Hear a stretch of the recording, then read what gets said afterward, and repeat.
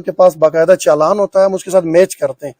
تو آپ لوگوں نے ٹرک ایسی جگہ پہ روکنا ہے کہ جہاں پہ روڈ تنگ بھی نہ ہو، بند بھی نہ ہو۔ انٹر ڈیویژن میں نے پہلے سے بالن فری کیا ہوا ہے کہ انٹر ڈیویژن لوگوں کے جو ڈیویژن میرے ڈیویژن کے اندر ہے، کسی سے نہ ہم ٹی پی لے رہے ہیں، حالانکہ قانون میں ہے ٹی پی کہ آپ سفیدہ بھی اگر ایک جگہ سے دوسری جگہ لے جائیں گے تو اس کا پراپر چالان بنے گا، چاہے وہ ایک گاؤں سے دوسرے گاؤں تک ہی کیوں نہ ہو۔